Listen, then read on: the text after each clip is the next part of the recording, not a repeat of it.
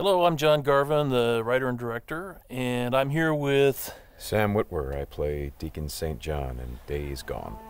Yeah, and we're here to talk about the alternate path demo. So we did 2 demos for E3 this year. One you guys saw at the media showcase, and this one we showed behind closed doors on the floor at E3.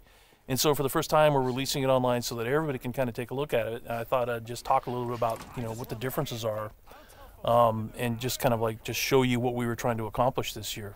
Yeah, I mean, the most obvious difference so far is the last one was nighttime during the rain, and this is daytime during the snow.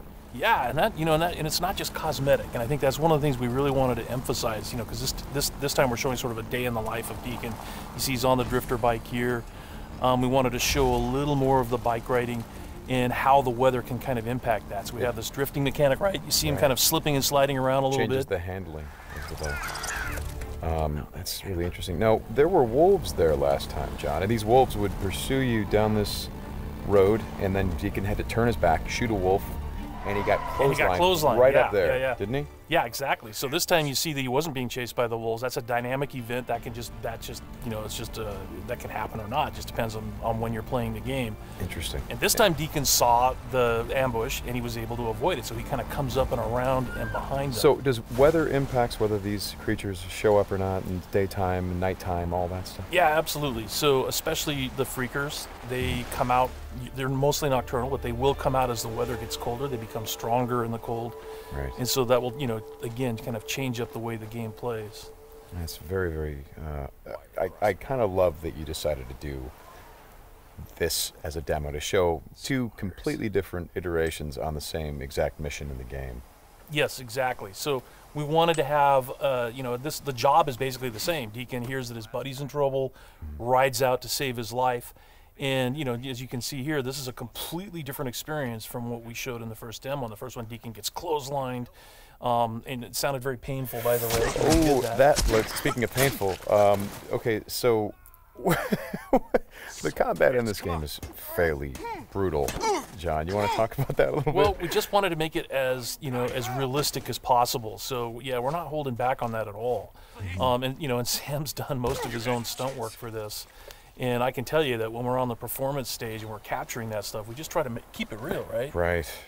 Well, right. There was sort of a decision made at some point. What I've been on the project for 2 or 3 years now. Yeah, I think 3 years. And so early on, I think there was a more, what were we? It was more Kurt Russell and sort of a two-fisted thing, and then it turned into, hey, let's take this quite seriously. And what that required is a lot more.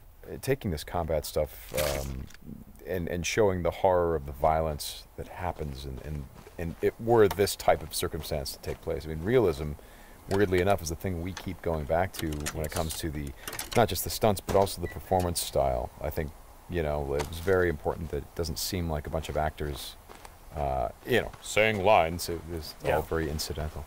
And we wanted the world to sort of reflect that as well. So you saw there that, Deacon broke into that emergency vehicle and found some supplies. So this is what we're calling our survival vision. So you saw that earlier when he was looking at Manny's bike on the ground.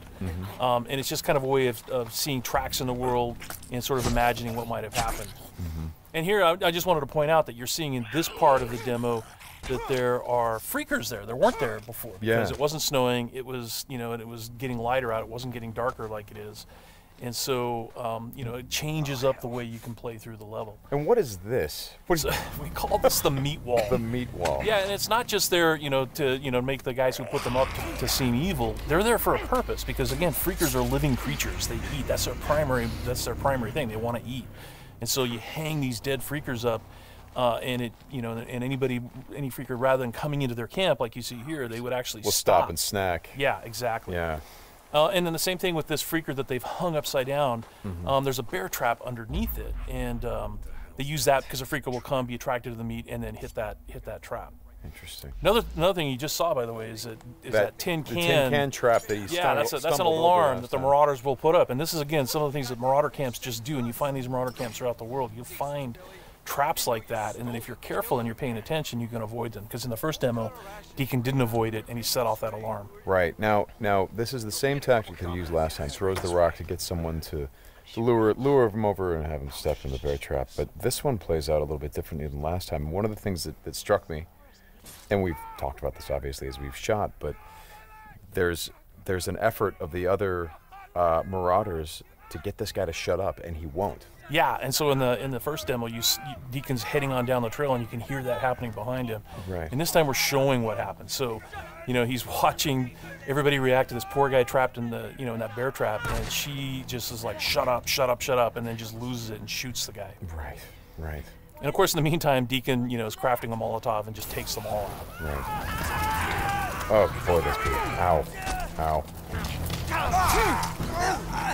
So so again, it's like in the previous demo, Deacon would have gone off to the trail down to the right.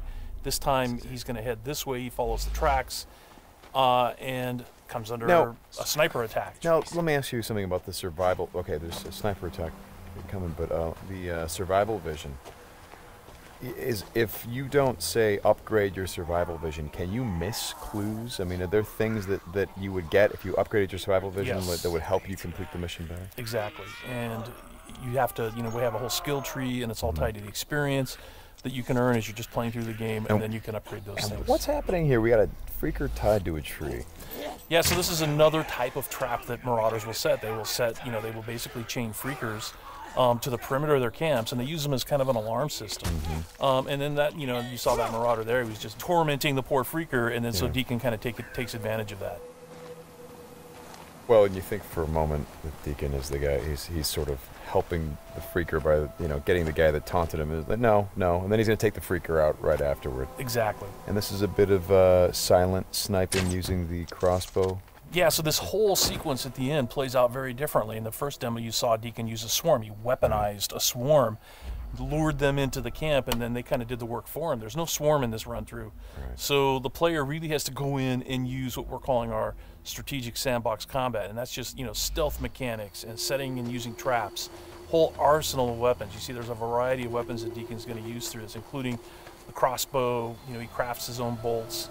And he's got to figure out how to get up to Manny, just using his combat skills instead of doing it strategically. So straighten me out. Those bonfires, were those there in the previous demo? No, they weren't. Right. So that's another big difference. Is that if you come here during the day, it's like in the media showcase demo, there was like kind of a fight club thing going on. Right. They were punching each other, and everybody was just sort of getting into it. Nobody's really paying attention to what's going on. Yeah. And now it's getting dark and it's cold out. So they've built these bonfires. So.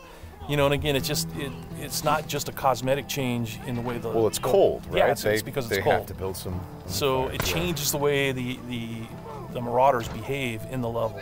Well, that's very... Again, this is part of the reason why I love that you did this as a demo, because the behavior of all of these things, not just the freakers, but the marauders, everything, there's a logic to it. You can track why they're doing the things that they're doing. And you can use it to your advantage in the gameplay. That's kind of what I like about this so much. And that's really what we wanted to showcase this year, is that it's an open world game, and everything you see around here. And again, we're only playing this two different ways.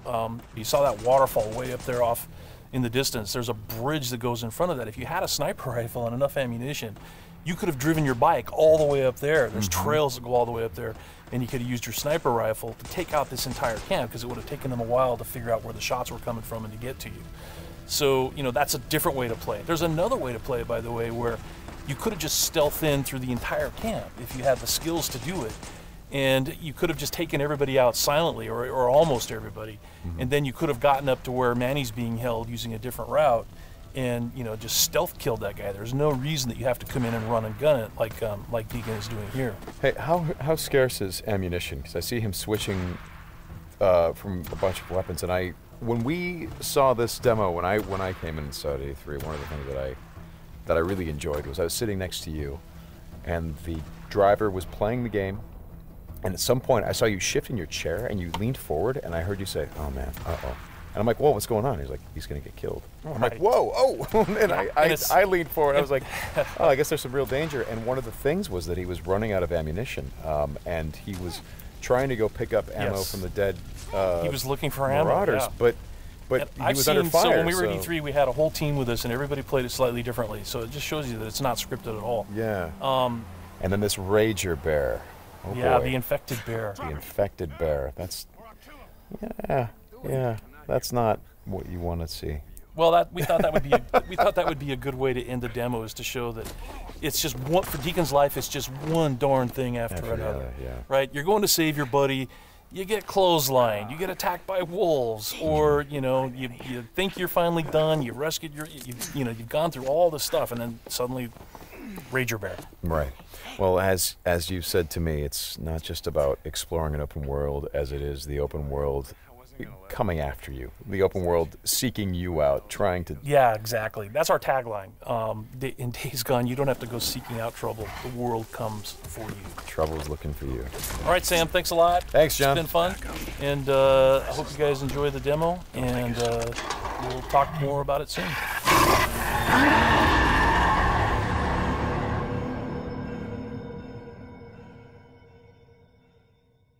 PlayStation